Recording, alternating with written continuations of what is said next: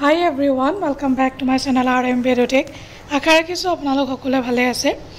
আৰু oil India লিমিটেডত কেইবাটাও ভেকেন্সি ওলাইছে আজি আমি সেই ভেকেন্সিটোৰ ওপৰত ডিসকাস কৰিম প্ৰথম পোষ্টটো হৈছে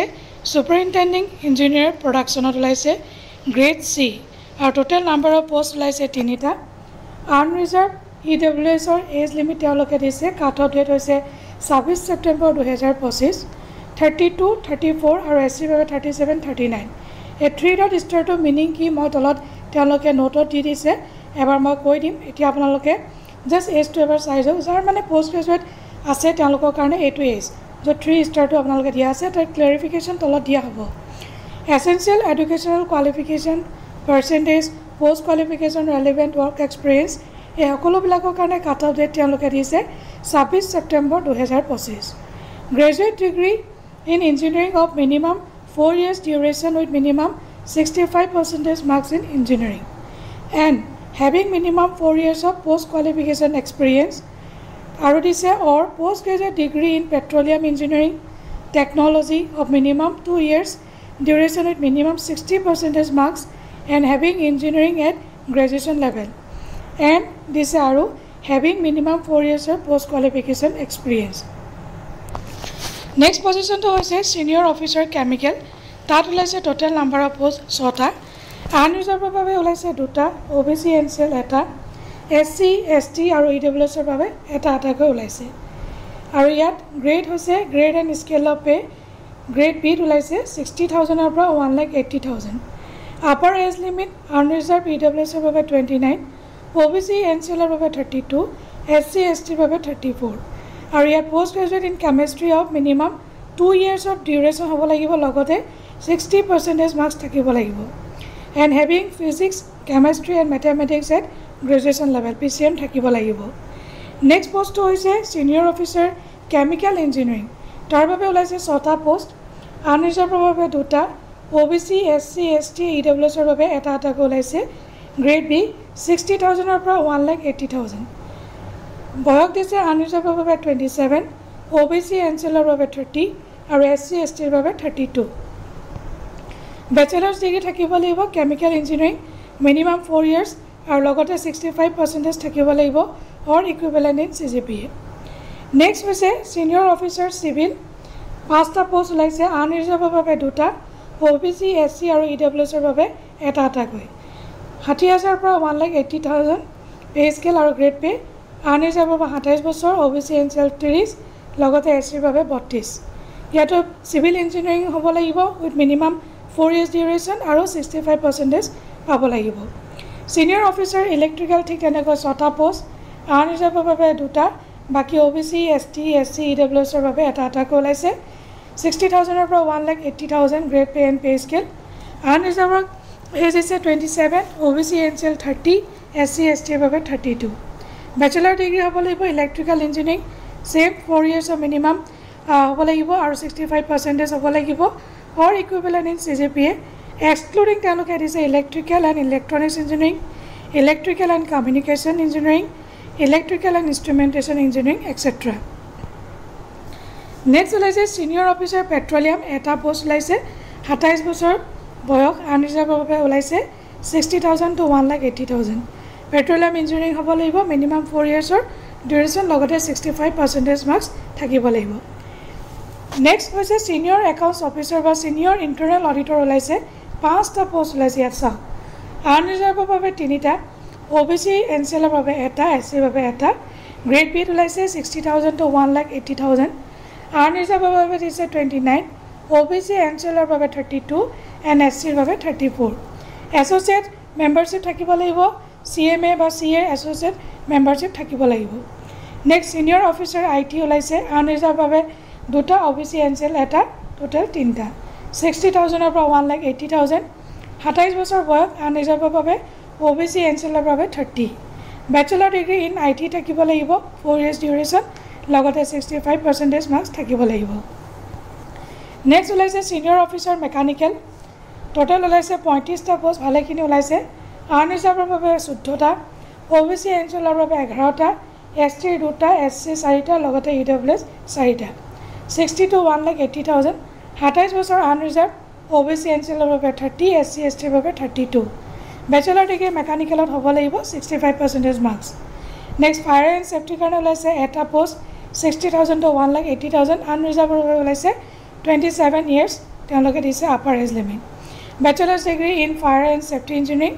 fire engineering of minimum 4 years duration with minimum 65% marks থাকিব লাগিব next senior officer public affairs ৰ বাবে ওলাইছে দুটা আনৰিজাৰ্ভৰ বাবে এটা OBC NCL এটা 60,000 ৰ পৰা 1,80,000 29 age is OBC NCL ৰ বাবে 32 post graduate degree in social work of minimum 2 years duration হ'ব লাগিব লগতে 60% marks থাকিব লাগিব আৰু ওলাইছে সিনিয়ৰ অফিচাৰ HSE তাত বিচাৰিছে তেওঁলোকে bachelor's degree in environmental engineering minimum 4 বছৰ 65% অৰ দিছে এটা bachelor's degree in any branch of engineering যিকোনো ব্ৰাঞ্চ অফ ইঞ্জিনিয়াৰিং হ'ব লাগিব মিনিমাম 4 years ডিউৰেশ্যন উইথ লগতে master's degree in environmental engineering HSE from AICT approve college universities লগতে 60% থাকিব লাগিব অৰ নহ'লে Master's degree in environmental science with minimum 2 years duration লগতে 60% থাকিব লাগিব আৰু এটা কথা তেওঁলোকে দিছে candidates with diploma in industrial safety from regional labor institute in India or ইয়াত দিছে NEBOSH international general certificate in occupational health and safety এইকেইটা from an institute under affiliation of national examination board in occupational safety and health তেওঁলোকে ইয়াত দিছে or Next is a senior officer geophysics 4টা post ওলাইছে unreserved দুটা OBC NCL এটা SC ৰ বাবে এটা আনৰিজাৰ্ভ 29 দিছে OBC NCL 32 SC ৰ বাবে 34 পোষ্ট গ্ৰেজুৱেট ইন জিঅ'ফিজিক্স এপ্লাইড জিঅ'ফিজিক্স এক্সপ্লৰেশ্যন জিঅ'ফিজিক্স এইবিলাক হ'ব লাগিব আৰু দিছে ইয়াতে মিনিমাম 2 years লগতে 60% মাৰ্ক নেক্সট দিছে senior officer geology then legal ইয়াত ওলাইছে তিনিটা দুটা আনৰিজাৰ্ভ OBC NCL এটা 60,000 ৰ পৰা 1,80,000 29 32 post graduate degree in geology হ'ব লাগিব মিনিমাম 2 বছৰ লগতে 60% ঠিক তেনেকৈ লিগেলৰ বাবে ওলাইছে 5টা আনৰিজাৰ্ভ তিনিটা OBC NCL এটা আৰু SC ৰ বাবে ওলাইছে এটা বেচেলাৰ্ছ ডিগ্ৰী ইন ল হ'ব লাগিব LLB with minimum 60% marks next ওলাইছে HR ৰ বাবে টোটাল তিনিটা পোষ্ট ওলাইছে MBA with specialization in personal management, HR, HRD, HRM of minimum 2 years duration, logote 60%, or this a postgraduate degree in personal management, industrial relation, labor welfare of minimum 2 years, not a minimum 2 years full-time postgraduate diploma in personal management, industrial relation, IR, logote labor welfare with minimum 60% marks, or PGDM, MBA with specialization in HR. From IIM with minimum 60% marks তেওঁলোকে দিছে next ওলাইছে senior officer security ওলাইছে আনৰিজাৰ্ভৰ বাবে এটা 32 বছৰ বয়স দিছে graduate of minimum 3 years duration in any discipline from a university institute recognized by Government of India and approved by UGC and having minimum 2 years post qualification experience next ওলাইছে senior officer company secretary CS ৰ বাবে এটা post grade B 60,000 ৰ পৰা 1,80,000 আনৰিজাৰ্ভৰ বাবে ওলাইছে 29 associate member of ICSI company সেক্ৰেটাৰীৰ কাৰণে নেক্সট ওলাইছে senior officer electronics and communication total 9টা পোষ্ট আনৰিজাৰ্ভৰ বাবে 4টা OBC NCL 2টা ST SC EWS ৰ বাবে এটা এটাকৈ আনৰিজাৰ্ভ আৰু EWS ৰ বয়স দিছে 27 OBC NCL 30 SC ST 32 লগতে পোষ্ট গ্ৰেজুৱেট ইয়াত দিছে bachelor's degree in electronics and communication electronics and telecommunication engineering আৰু minimum 4 years 65% marks আৰু excluding point ওপৰ যোনটো মই আপোনাক ক'লো হেতু ইয়াত দিছে আকৌ কনফিডেন্সিয়েল সেক্ৰেটাৰী ওলাইছে গ্ৰেড A আৰু হিন্দী অফিচাৰ ওলাইছে অফিচিয়েল ল্যাঙ্গুৱেজৰ বাবে গ্ৰেড A আৰু দুইটা আছে 50,000 to 1,60,000 ইয়াত আনৰিজাৰ্ভ বাবে দিছে 29 আৰু ইয়াত দিছে জেনাৰেল EWS কনফিডেন্সিয়েল সেক্ৰেটাৰী 37 বয়সটো অলপ বেছি দিছে OBC NCL ৰ বাবে 40 লগতে SC ST ৰ বাবে 42 গ্ৰেজুৱেট উইথ 1 বা 2 years diploma in secretarial practice or modern office management ইয়াতে তেওঁলোকে দিছে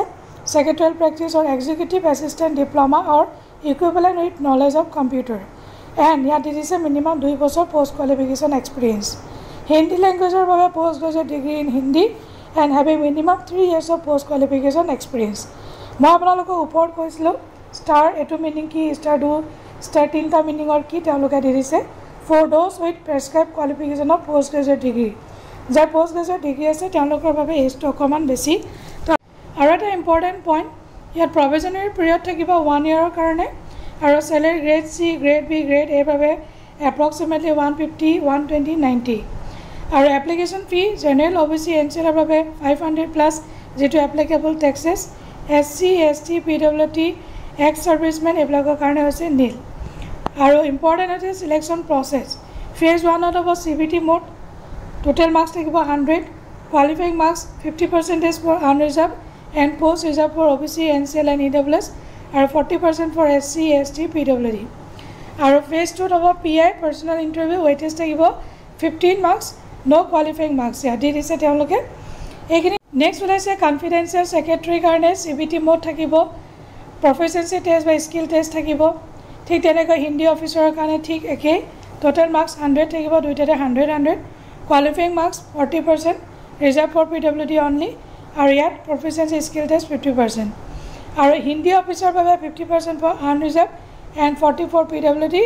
আৰু ইয়াত প্ৰফিচিয়েঞ্চি টেষ্ট বা স্কিল টেষ্টত 50% থাকিব আৰু গোটেইখিনি আপোনালোকে এবাৰ গো থ্ৰু কৰি ল'ব ছাৰ্ভিচ ব'ন থাকিব টেবল বি তেওঁলোকে দি দিছে জেনেৰেল পষ্টিং ক'ত হ'ব জেনেৰেল যিখিনি ইনফৰ্মেশ্যন গোটেইখিনি তেওঁলোকে দি দিছে হাউ টু এপ্লাই ইয়াত তেওঁলোকে দি দিছে কিন্তু এটা important point cut off date হৈছে 26 ছেপ্টেম্বৰ 2025 আৰু general instruction how to apply গোটেইখিনি তেওঁলোকে দি দিছে এপ্লাই কৰাৰ আগতে আপোনালোকে গো থ্ৰু কৰি ল'ব ইম্পৰ্টেণ্ট ডেটকেইটা কৈ দিছোঁ অনলাইন এপ্লিকেশ্যনৰ ডেট 26 আগষ্ট 2025 লাষ্ট ডেট হৈছে 26 ছেপ্টেম্বৰ 2025 ডেট অফ CBT তেওঁলোকে অলৰেডি দি দিছে টেণ্টেটিভ হয় কিন্তু 1st of November 2025 আৰু ভাল কথা যে তেওঁলোকে অলৰেডি দি দিছে আশা ৰাখিছোঁ ভিডিঅ'টো নিশ্চয় ইনফৰ্মেটিভ আৰু যদি ইনফৰ্মেটিভ হয় তেতিয়াহ'লে এটা লাইক কৰি দিব চেনেলটো ছাবস্ক্ৰাইব কৰিব নাপাহৰিব লগতে ভিডিঅ'টো শ্বেয়াৰ কৰিব নাপাহৰিব আজিলৈ আহোঁ বাই বাই টেক কেয়াৰ জয় হিন্দ